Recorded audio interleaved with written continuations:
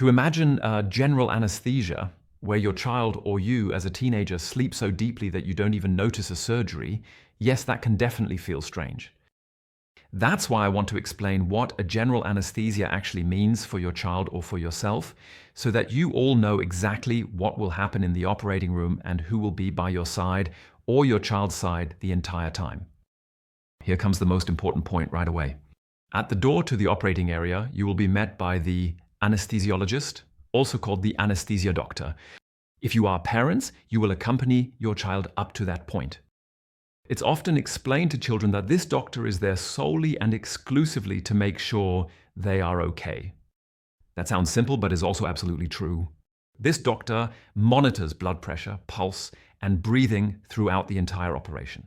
And he or she is responsible for the anesthesia and also ends the anesthesia afterwards. Anesthesiologists who work with children and adolescents receive special training for this. They know exactly what they're doing and speak in a way that is sensitive and appropriate for children. Before the general anesthesia, your child, or you yourself if you're a teenager, may be given a sedative. This could be a tablet or a small amount of liquid like a little syrup. It helps you to calm down and feel less afraid. For example, when the IV is inserted, yes. Speaking of fear, even though a certain level of nervousness, and yes, for example, uncertainty is present, it can help to focus on what gives you a sense of security and confidence.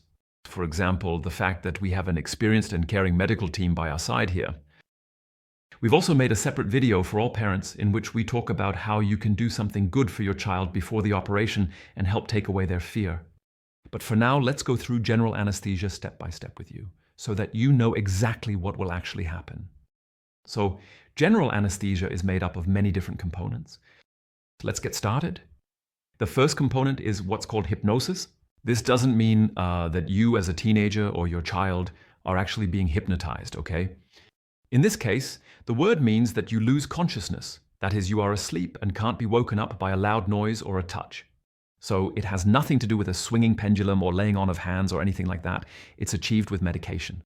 Next comes analgesia. That's another technical term. But it simply means no pain, right? After all, you shouldn't feel anything at all during the operation. That's why children and teenagers are given medications that make absolutely sure they don't feel any pain, even after the anesthesia wears off, when they wake up. Muscle relaxation is the next step. This means that medications ensure the muscles relax so you can lie completely calm and relaxed, allowing the doctors to work undisturbed and everything to go according to plan. And then comes amnesia. That's another complicated word. Yes, it means that your child, or you yourself as a teenager, will not remember the time under anesthesia afterwards. Of course, your child or you yourself will remember everything before and after, as usual, and without any problems, just not the surgery itself. So because the effect of the medications also completely relaxes the respiratory muscles, artificial ventilation is used during the operation. But children and teenagers are not aware of this at all. They are put under anesthesia with the help of an anesthetic gas and medications that are administered intravenously. Only then is the breathing tube inserted.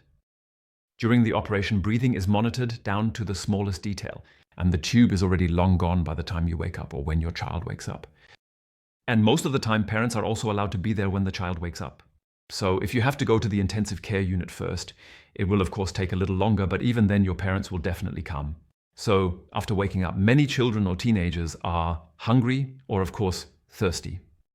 But it's important to briefly check with the nurses about what can be eaten or drunk and when.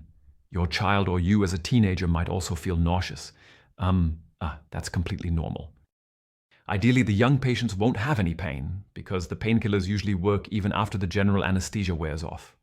And if you do have pain, you can let someone know and you'll get another dose of the appropriate pain medication. So, by the way, in closing, I'd like to give you parents a little tip, especially if your child is still quite young. You can practice administering the general anesthesia together, for example, with your child's favorite bunny or teddy bear. It's a great way to go through everything again, even with a doll. So your child can play the role of the anesthesiologist for once.